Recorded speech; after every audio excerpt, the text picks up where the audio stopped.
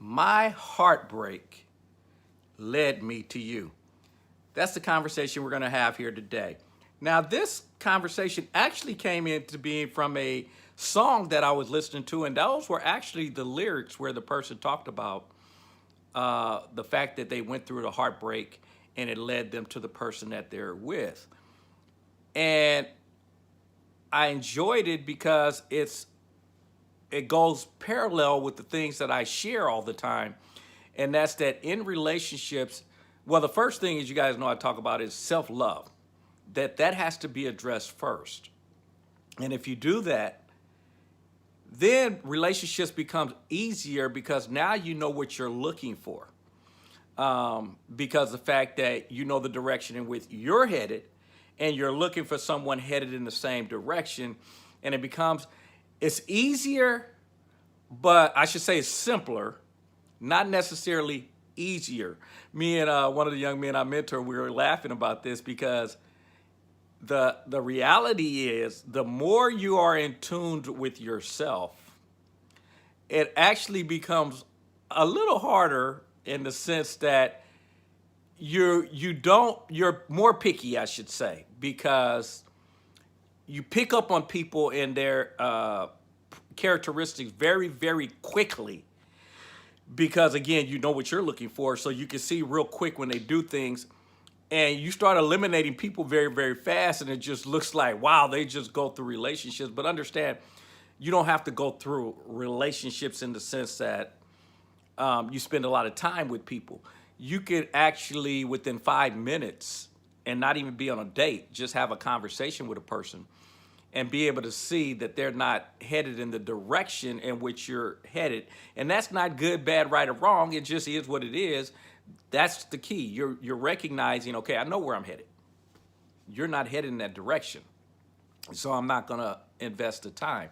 And the reason that it becomes a little harder the more you understand this stuff is because your patience with people is maybe not as understanding as it should be. And by that, I'm saying you give a person, like I said, you give them 5 minutes, you pick up, they're not heading the direction I am, and you willing to let them go instantly and not give people the benefit of the doubt in terms of this is something that they could change, something they're looking to change. They may not even recognize that it's a challenge at this point, but only you, and because of your character, can get them to make that move. The same gentleman I was talking about was the same thing with the young lady he was with. I used to share with him some things that in his life, and he didn't listen. It was like it go in one ear and out the other until he got in his relationship, and she broke up with him because of these same characteristics, and then it hit him. And that's why I said sometimes we need that kick in the butt. He got hit, and it made him adjust and make some changes in his life. And this is kind of what this topic is today, where we're talking about the heartbreak led me to you, because he felt depression, he went through anxiety. I mean, he went through all these different things from losing this young lady that he was thinking might be the one, but because of the challenges that he hadn't addressed, it was a jolt to him. But it made him address other areas in his life, which is why it's preparing him for the right, I shouldn't say for the next person, but for the right person, because now these adjustments, and this is, again, what this conversation is all about. If you take the lessons from all the other relationships and you use those, because everybody's going to bring something to the table for you if you're open to it. Even if they show you things that you don't like, those things help you get clarity on what you do like, which is the opposite of what it is that you don't like. And you guys have heard me say that before, because sometimes if you tell people what they like, they can't figure it out. But if you ask them what they don't like, they can pick that up very, very quickly. And they can tell you, write a book on what they don't like. That's what a lot of relationships do, is you go through, and the different things that happen that you don't like helps you get clarity on what you do like. And all those things together leads you to the topic here, is to the right person. And that's why the words were, my heartbreak led me to you.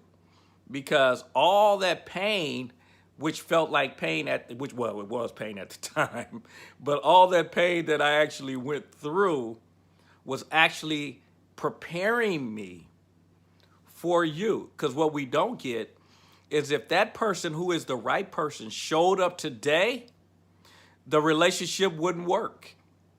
Not only that, chances are very good that person who is the right person wasn't the person they are today when you ran into them, because they had things that they were working on. I'm a firm believer that while you're getting your stuff together, the right person is off getting their stuff together. Your paths are just going to cross eventually, but both of you got work to do. That's the way I look at it, is I'm doing a lot of my own still self-development. As you guys know, I told you I read and I listen to audios and videos, and I do that stuff on a daily basis. I'm always doing that. And I believe all the things that I'm learning and adding to my repertoire, as we call it, is preparing me so when that lady shows up, I'm equipped for that relationship. Because right now, if she showed up, which is why she obviously hasn't, is because I'm not prepared. I would probably sabotage the relationship. Or because she's still doing her stuff, she would sabotage the relationship. Does that make sense? So we have to go through these different challenges, as we call them in life, to prepare us for the right person. And again, that's the reason for this topic here, is my heartbreak led me, because again, all those past experiences prepared us and led us to the right person when he says it led me to you. So the bottom line here is, when you go through these challenges, these obstacles in your life, in your relationships, go through the learning the lessons, the pain, understanding, because you guys know I've talked about the motto I live by is everything works in my favor. Always has, always will. So anything that happens, even if it's not the way I want it to, on a daily basis, probably every hour or every few hours, I'm making that comment to myself.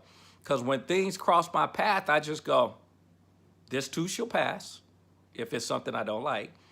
And then I'll follow up with, because I know everything has always worked in my favor and always will.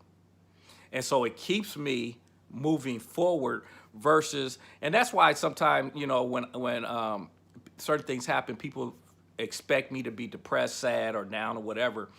And I'm always sharing, but I see the world differently than most people. And a lot of people don't get that. They think that I'm emotionless, or maybe it's not a caring or any of that. And it's just like, no, I just see it differently, because I see the thing that happened, which most people would look at and call it negative and get depressed or get sad and go through. My first thought, because I told you I say this all day, every day, I just go, I don't even know why this is happening. But what I do know is everything happens for a reason, and everything always works in my favor, and it always has. And that allows me to feel better. I'm not saying I'm excited when things don't go my way. I mean, that would be crazy to get excited about the things that don't go your way. But I'm at peace with them, and being at peace puts me, I guess, as they say, at a level higher than, or I should say, in a better position than most people, because for most, they're going to get down, get depressed. They got to get out of that mode first to get to where I'm starting at, which is, okay, everything works in my favor, always has, always will. They have to work to that. I tell myself instantly, man, I don't get it. I don't understand. Oh, man, look, my TV just came on, messed me up. But y'all know I just like to flow. I don't like to stop stuff. But anyway, we call it, shut that down. But anyway, what I was saying is, because I'm at that level where I can instantly say things happen in my favor, always has, always will, it allows me now to say, okay, what should I be getting out of this? What book can I go read, or video, or person I can call, friend I could talk to, someone that would understand and give me it. Because folks, I'm gonna tell you, I still do it. Anybody that gets to that point where they think they know it all, you no longer have, I don't want to say value, because it's not. That could be a negative to say it that way, but really, how do you serve the world anymore when you're at a person that you believe you've reached a level that you can't be taught anything, and as if you're superior? And that's where I told you where people get the arrogance coming in. And to me, normally arrogance comes back to the same thing, and it's actually what we call arrogance would make us believe that this person believes they're better than others. But what it actually, the underlining is they actually don't feel that way. And that's the reason they treat people that way, is because they do that to make themselves feel good. You guys follow me? It's not that they really believe they're better than everyone, but tearing you down helps them feel that way. See, that's why I'm saying it is actually a negative on their behalf. But the world looks at it as, they think they all that. When in most cases, it's actually just the opposite. They only put you down so that they can feel better about themselves, because they don't naturally do that on their own. Because I do believe those that are very confident and those that really believe in themselves don't take the time to tear down other people, because they know it's a useless, it doesn't serve them in any way. If anything, they're going to use their energy to help other people feel better about themselves, because they don't need anything, because they don't lack. And when I'm saying need anything, I'm saying from an emotional perspective. They don't need anything or any things that they're trying to get healed. And because of that, they understand the place in which they live, the peace in which they live, is a place that everyone would want to be at. So instead of trying to keep you from that place by tearing you down, they would actually try to figure out what they can do to help you, to get you to that same emotional place that they're at, because they understand how incredible life is when you get to that level. So anyway, so the bottom line is, when you have these obstacles, these challenges that cross your path, understand what they're for. They're there because there's a lesson to be learned. Because if you, and you'll know if it's a lesson to be learned, because the way you respond, the way you feel about it. If it takes you down, it makes you depressed, it makes you angry, it gets you frustrated, it means there's still some room to learn a way to see this in a way. And folks, don't misinterpret. I'm not saying the ideal is to learn how to get to a point where you don't have emotions and you don't care, because it's not the same thing. Again, what most people think, because of the fact that if they don't see me get emotional, they can link that to don't care. That's the furthest from the truth. It's just, for some reason, me and my sister were just talking about this. For some reason, we're in a culture that believes being depressed, being sad, not happy, all those what we call negatives, means you actually care. That's crazy.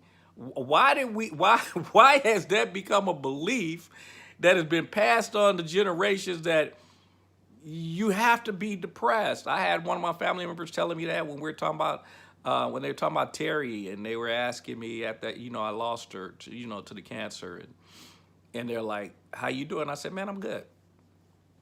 They're like, "No, really, how you doing?" I said, "I'm good."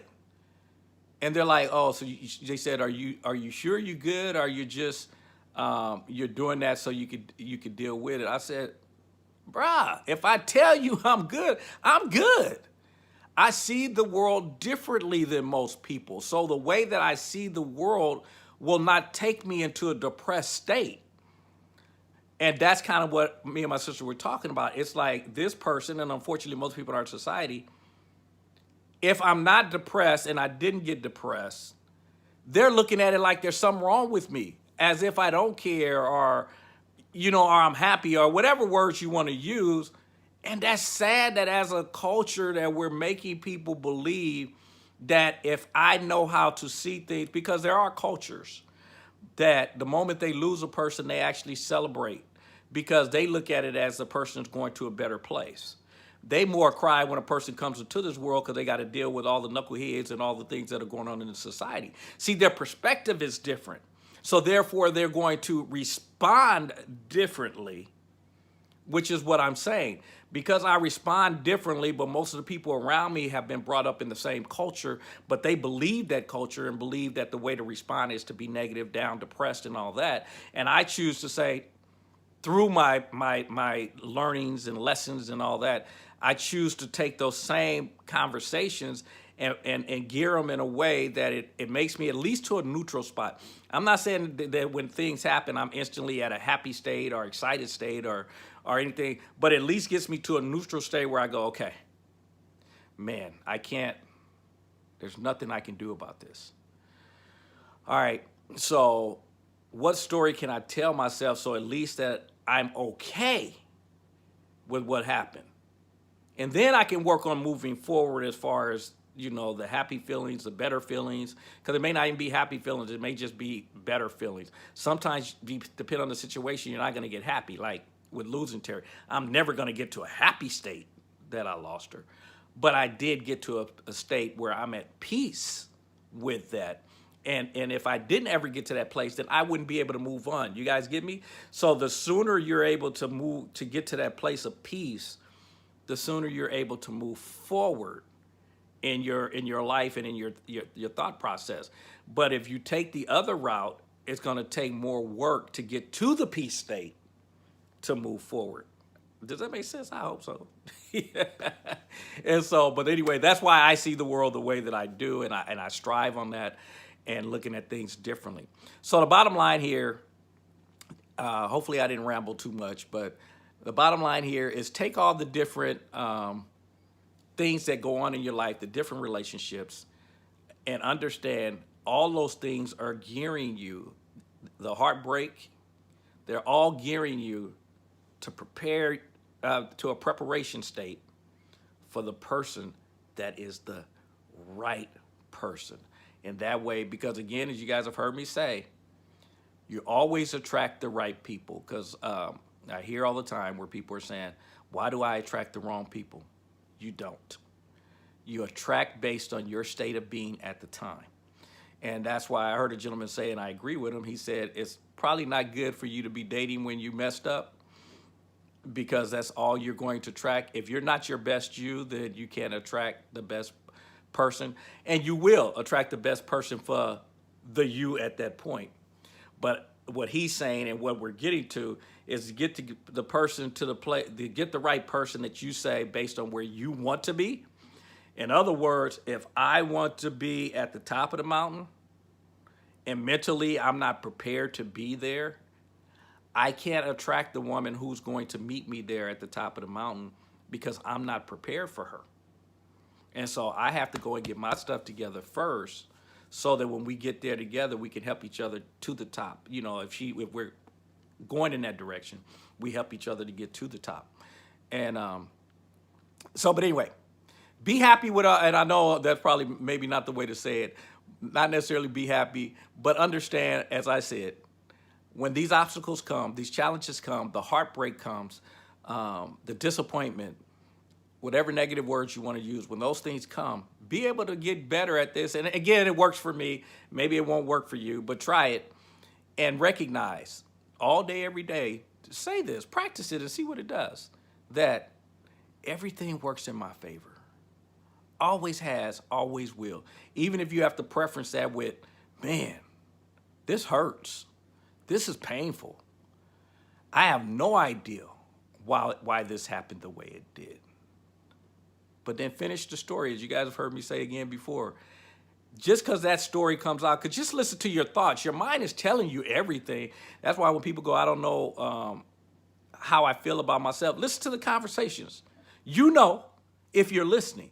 Because if somebody says, wow, you look beautiful, what's the first thought? See, that's what's going on. If your first thought is, yeah, right, not me, that's the issue that you got to address. You guys follow me? Let's be very conscious of what the subconscious thoughts that are popping up. And then we address those, and you'll see yourself start to feel better about yourself, your situations, and you're able to move forward. All right. And again, well, I won't, well, I'll just touch it real quick. The subconscious and conscious, because you always hear people saying, making a big deal about the subconscious mind. I said, it's real simple. Conscious mind is what you're actually focused on. The subconscious is obviously just the opposite, is what you're not focused on. We try to make it sound like this big mystical, your subconscious, it's just ruling everything. And it's just, no, the subconscious, anything you're not thinking about consciously is in the subconscious. What you just have to recognize is when those thoughts from that state that are sitting right now dormant because they're in the subconscious, because you're not focused on them. So when something happens, like someone says you're beautiful, that's not where you were thinking at the moment. But when they say you're beautiful, the subconscious kicks in and searches what data do you have when you're beautiful, and then what's in that subconscious all of a sudden pops up. That's why, and I use the example of like a computer, and you go into the browser, and in this case, we type in "you're beautiful," and what pops up on your screen, because we know the computer gonna have all kind of different topics. What pops up on your screen? And if the first thought is, yeah, right, I'm not beautiful, I'm not, that's what has to be addressed. That's the stuff that you're looking for. So don't look at those as negatives. Don't look at those as bad. Don't look at, just like we say with the heartbreak, don't look at those things as negative. Look at those things and go, yes, I'm getting clarity on what are my stumbling blocks. What are the things that are keeping me from becoming where I play full out, where I really enjoy being with the person I see in the mirror. Hear those conversations, and let's start adding to the story. Like when it says, somebody says you're beautiful, and your first thought is, yeah, right, not me. Finish that story. And by that, I'm saying, don't stop there and just go, yeah, and that used to be the thought that I had.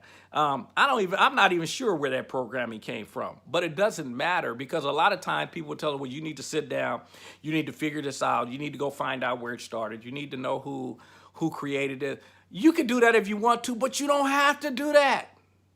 I don't have to go to the past to correct what's going on right now to move me forward, because it doesn't matter. Now, if you want to, again, don't get me wrong. If you want to and you believe that's where you need to go, enjoy yourself.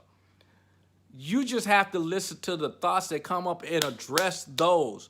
If it says I'm not beautiful, I don't have to, it's not like I got to sit here and go, who did that? Who originally told me that and created this belief? And then go, oh, I remember when I was little, my mom said, oh, that's where it came from. Like I need to get to that point in order for me to move. You don't have to do that. Now, again, if you want to, and there's people that want to work with you, enjoy that. Folks, I'm not trying to stop that. Anything that works for you, take it and run.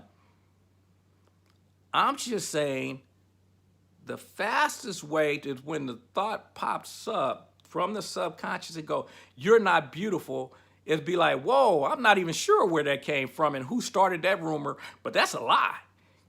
You guys follow me? And so I'm addressing that head on. I don't need to worry about who created this. It's just like if you go see a spill in the kitchen. Do I really need to know who created the spill? It don't matter. The floor's wet. I got a choice. I can sit here and go, I can't believe the floor, and go through trauma. Or just clean it up and move forward. And that's my point. See the spill. See the challenge. It pops up. You just go, wow, man.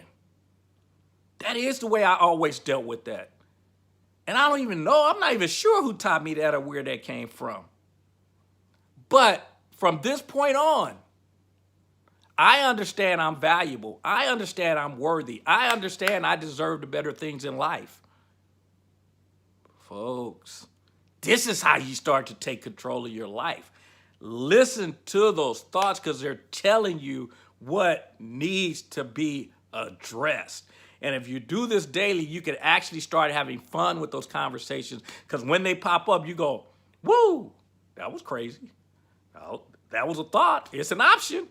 But is it going to get me where I want to go? And you go, nah, it ain't going to have a conversation. Folks, you do it anyway. Quit listening to people telling you when you talk to yourself something wrong. You talk to yourself all day, every day anyway. I'm just saying, get very conscious to what's happening with the subconscious thoughts.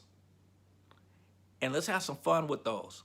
and let's rewrite the stories that we have currently to a story that moves us forward. And even if you don't believe it, right this moment, the fact that you changed it at this moment prepares you for the next time it comes up.